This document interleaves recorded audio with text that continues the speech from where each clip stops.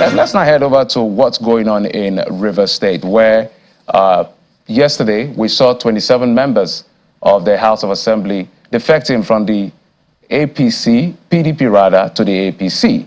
And we did have a conversation with one of those who defected, giving us his reasons for defection and the reason of the 27 members. So we'll now head to our Abuja studio to talk to a senior advocate of Nigeria, Mr. Michael Zekome, who is joining us from our Abuja studio. Mr. Senior advocate, can you hear me? Good evening to you, sir. Yeah, good evening. And thank you for joining us on the program. Yeah, good evening. Well, I don't know what you make of what is going on, but before we go to the politics of Rivers State, but let's just get back to Ondo State for a moment, because that's one of the major reasons why we brought you here. Let's get back to the issue of Ondo State. Let's talk about what you make of what's going on with Governor Akeredolu's health. Let me start by saying I sympathize and empathize with Governor Akeredolu. We call him popularly Akiti, my longtime friend. We were friends right from Ife in the 70s, University of Ife, when we were also members of the Kegites, Pan Wine Drinkers Club. In those days, we didn't used to have all these secret courts and all that. We carry calabash on our heads and dance on the streets from Ududuwa Hall to Moremi Hall to Awolowo Hall to Fajiri Hall.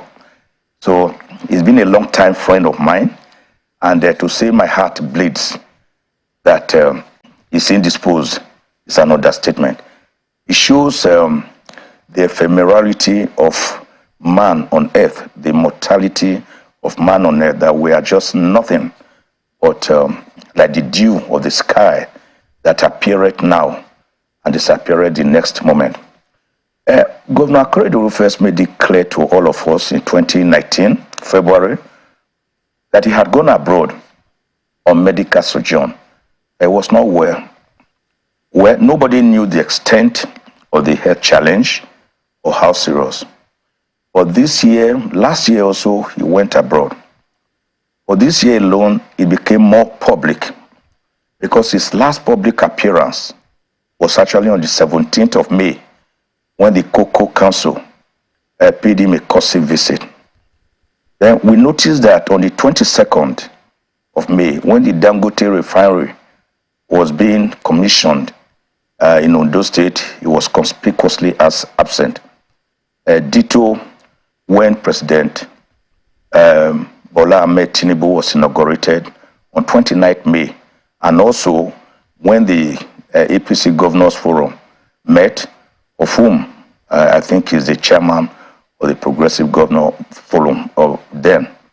Now, that has raised eyebrows, not only by people from Ondo State, but by Nigerians, concerned Nigerians, as to the real truth about his state of health. Is he so critically ill that he has to be physically away from his base in Ondo State, which is Akure, the state capital, and then staying in his house, I think in Bodija, Ibadan? Who has seen him? Who are those of us seeing him? In fairness to him, under Section 119 of the Constitution, he has again transmitted power anytime and every time he was going abroad or he said he was indisposed, which makes the lawyer in him to come out as a lawyer that follows rule of law.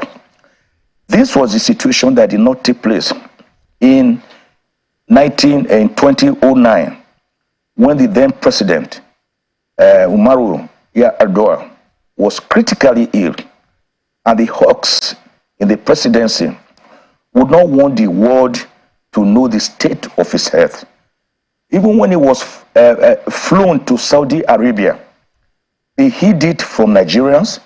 They continued to dish out government handout that, oh, Yar'Adua was very well, nothing was wrong with him. At times on Friday, they will put a convoy of vehicles out there on the streets, going around Abuja, in a way of power show to show that the president was on ground, he was physically around. Whereas he was physically in Saudi Arabia. And then on another occasion, they will say, okay, they will agree that he was in Saudi Arabia, but that they saw him jogging and he was running up the stairs. If the situation got so bad that his absence was now affecting governance in Nigeria. Because of that, the Senate had to meet. Because under section 144 and 145 of the Constitution, the president ought to have transmitted a letter to the Senate, which would be published in the Federal Government Gazette, that he would be away from Nigeria for a specified period. He did not do that. Was he infirm of health? Was he insane? Was he so critically ill that nobody could see him and he could not govern a multifarious country like Nigeria? That was the question. So the Senate met and adopted and proclaimed the doctrine of necessity to make the then Vice President, Dr. Goodluck Ebele Jonathan, acting president of the Federal Republic of Nigeria. And this was on the 9th of February 2009. He was to be in that acting capacity until 2010 when he was pronounced fully president, and then 2011 when he now won his election for the first time as president, and he was there up to 2015. So the case of Ondo reminds us of that scenario, because like I always tell us, we have a problem in Nigeria, not only in Nigeria but in Africa. And that problem is one of short memory, selective amnesia, like the Bourbons of European history, that learned nothing and forgot nothing, to the extent that even after the Treaty of Versailles in 1919, that after the end of the First World War, leading to the League of Nations, the Second World War still broke out between 1940 and 1945, leading to the destruction of the twin cities of Hiroshima and Nagasaki. That short memory is what is haunting us now. A governor going by section 215 and 216 of the Constitution is not just the chief executive officer of his state. He is also the chief security officer in charge of the security of his state. And we saw the wonderful and endearing role he played about 2-3 years ago when bandits were ransacking Ondo State, and how he came out vociferously and very strongly to oppose it, but to say we can accommodate these people, but within certain defined perimeters. So I think, if you ask me, I don't want to be involved in their politics. I'm politically non-aligned, whether you are PDP, APC, Labour Party. I'm not usually interested because I'm loyal to all of them. But what I do want to advise is that the deputy governor, to whom power has been transmitted by the letter of the governor, should be in an acting capacity, which is what the Constitution says in section 190. With the House of Assembly, with the House of Assembly be bold enough, for example, under section 189, subsection 1, to declare the governor permanently incapable of governing, in which case they will have to set up a medical board comprising of 5 medical doctors and the governor's own doctor to say he's no longer capable of governing at all. These are his appointees, members of the state executive council. Let us check, if I may. So that's this the issue. Yes, I'm happy you touched on it because some are excited that, okay, eventually the governor is going to transmit later a letter to the State Assembly to hand over power to his deputy in acting capacity. But there's a controversy when it comes to issues of signature and transmitting that letter. Some are saying, let it be by doctrine of necessity because in their view it's incapacitated. So there are two calls here. The first call is that it should be by doctrine of necessity if they feel is incapacitated. The other ones are saying, let sleeping dogs lie and let them follow due process. But the fear is that there is an allegation of signature forgery where monies have been approved that allegedly did not, those approvals that were not coming from the governor because they forge his signature, and they are afraid that if this happens, it's going to invalidate what they are trying to do. I don't know, at this point, in your view, from what you've seen, which is most appropriate right now in the Ondo situation? If the allegation of the people who feel is incapacitated is true, is it the issue of transmitting power via a letter or by doctrine of necessity? Yes, it's a very critical question, and it's very sensitive. You have the hawks and the doves.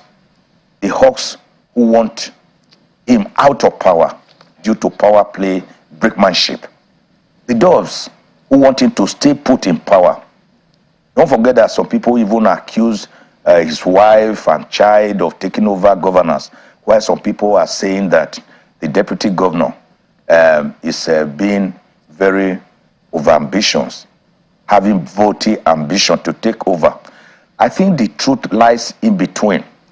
Some people must move forward, and the other people must move forward to have a middle course. The question is, even if the governor, as he has done now, transmits power to the deputy governor for the next 3 months, will 3 months be enough for him to be heavy enough to return to Akure to take over the reins of governance? Those who don't want him to go, don't forget, because power is an aphrodisiac, an intoxicant. The more of it you drink, the more you want to drink. Those who are close to him will not want him to abdicate, to use that word in quote, office, by fully transmitting power to say, hello, enough is enough. I am not well. Let me take care of my health. Because it is only the living that governs. It's not the dead that governs. If you ask me, if I were my good friend, Akiti, Governor Rotimi Akeredolu, trust me, I will say there is nothing in power. I call it the ephemerality of power. If I'm about to hell with this power, take this power and let me take care of my health so as to live Ondo State politics quietly while he mends his health and then come back as a full citizen of this country. That's what I would advise. All this question of transmitting, my apologies. Let's now go back to Dr. Tunji Abayomi. We've been trying to establish connection with him. Dr. Tunji, can you hear me clearly now, sir? Yeah. I'm able to hear you now. It's been an ordeal, trying to connect. Not a problem. Your input is quite important. The Leonard Silk has mentioned a couple of things because the issue sometimes is a bit convoluted. There are undercurrents here and there. I don't know what you make of the situation. As I did ask, and I'm going to pose the same question to you. Some say, let sleeping dogs lie. Let the governor transmit power, transfer power to his deputy through the letter he will transmit to the State House of Assembly. Some are saying, no, don't do that, because there is an allegation of signature forgery, which will invalidate what's been going on. Others are saying invoke Section 189 that will make to tell of the ESCO, make that resolution and transmit as well. And some are suggesting doctrine of necessity. I don't know what you make of this precarious situation, if you will. First of all, first and foremost, there is nothing like a doctrine of necessity in a constitutionalized government. A government that is based on a written constitution. We don't talk of the doctrine of necessity. A presumption of any constitution or in any constitutionalized government, I'm talking of a written constitution, is that all powers are imputed and that all challenges are resolvable through the constitution. So we forget the doctrine of necessity. There's nothing like that, since we have a constitution. The second issue is, I think a whole lot of noise, necessary noise, is made about this issue of signature. The truth of the matter is, depending on your situation, I will be 74 this year.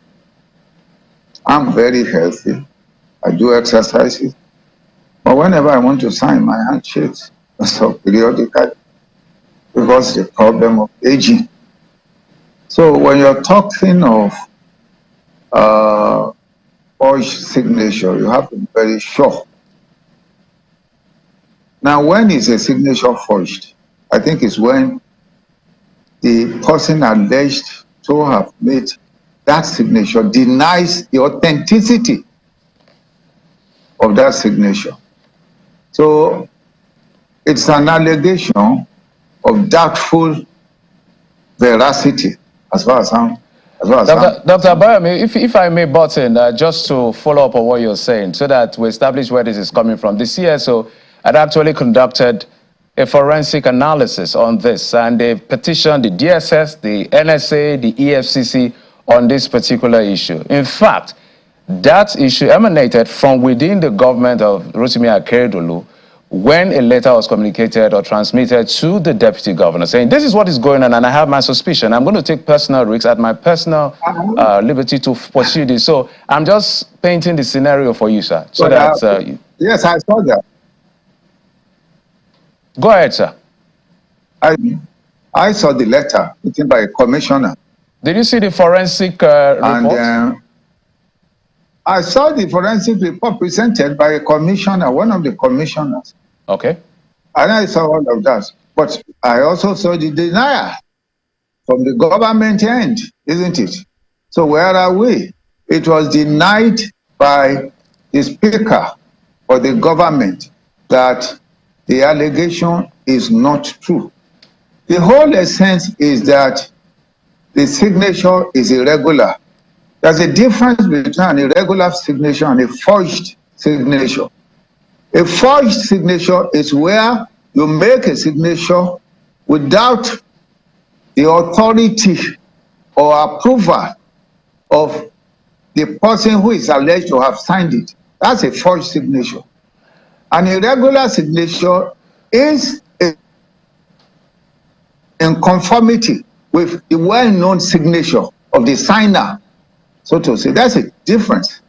The allegation of a forged signature is, of doubtful authenticity and veracity.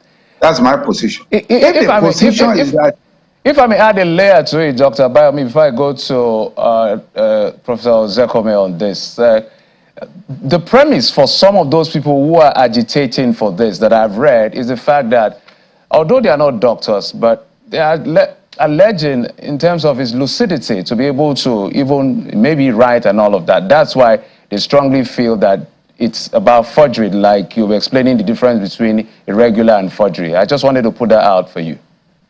Yeah, well, I appreciate that, but the point is that the Constitution... But do you see their point of view, Dr. Abayomi? Do you see their point of view? Well, their point of view is based on ascertainable presumption. That's the issue. And I'm saying to you, the Constitution does not allow that kind of presumption. If we are talking of lucidity, capacity, and capacitation, the Constitution prescribes how it is to be determined. It is to be determined as it is expected to be determined in any jurisdiction worldwide by medical experts. In our Constitution, I think it's under Section 190. No, not Section 180 something. Section 189. Section 189. 189. Yes. It's under Section 189. It prescribes how permanent incapacity is to be determined. You will appreciate that even in that case, because the Constitution wants to avoid that has no compassion for the unhealthy.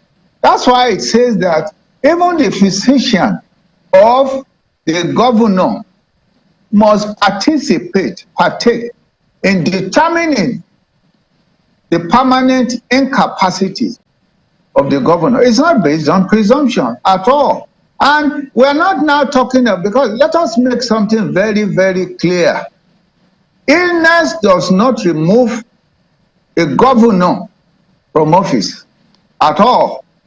A governor can be ill After all, we have over 35 disabled people in this Dr. country. Bayomi, if I may and they're button, entitled. if I may button, sir, so I can go to Abuja studios to get the view of Professor Zekome. Professor Zekome, we've taken the conversation a bit further with the issue of the signature forgery, that some people are insisting that this must not be swept under the carpet, given the fact that, oh, let peace reign. I don't know what you make of it, vis-a-vis how this impacts governance while the Leonard Silk is struggling with his health.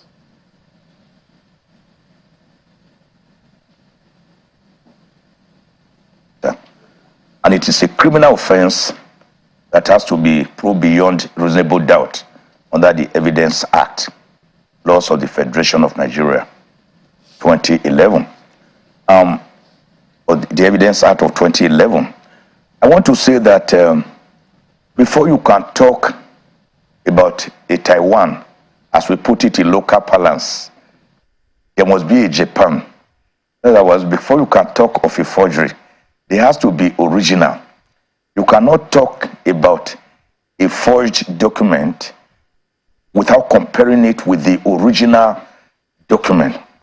So for anybody to say the governor's signature was forged, you have to put it side by side. Forensic experts, we have to be called in to put it side by side. Is usually known signature to show that there's a remarkable difference between the two. Irregularity, the fact that a line that ought to be long was made a little shorter, is not what leads to a signature being bad. But to me, all these are mere cacophonous voices. These are pursuing the trifles while the house is on fire. I regard it as nothing but Baba Salah's Lawada Kerikeri histrionics. Prof. We can't be talking about governance of a state, which is a very serious, critical matter. And I've even had some people, even some lawyers say, oh, a governor can govern from anywhere he wants. Some people even said it during the Ayedatiwa time.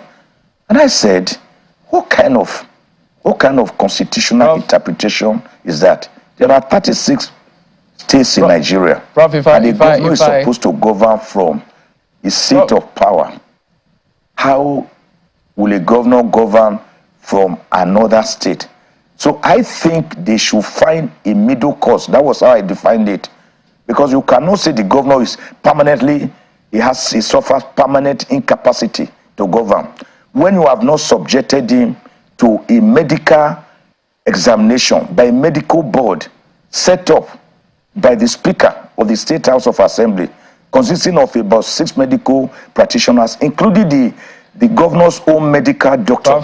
You cannot base it on supposition or on guesswork. Yes. That would be a good place to hang it for this particular segment. I must thank you for your thought on this particular issue. And of course, I know that there's a lot to talk about on this particular issue. Tomorrow, we expect that the deputy governor takes over when that power is transmitted or transferred to him. But that will be a very good my final point on this is that I just want to 10 seconds, just 10 seconds, just 10 seconds, because we're due for a break. Yes. For a break, 10 seconds. Yes. Ondo people should put aside politics and get concerned about the people, the good people of Ondo State. That's just what I want to tell them. They should forget about politics. To wrap it up. Thank you so much, Professor Michael Zekome, Senior Advocate of Nigeria, for your thoughts on what's going on in Ondo politics, as well as Dr. Tunji Bayomi, a lawyer, politician, and an indigene of Ondo State. Thank you so much for coming on the program. Thank you, Mike. By the way.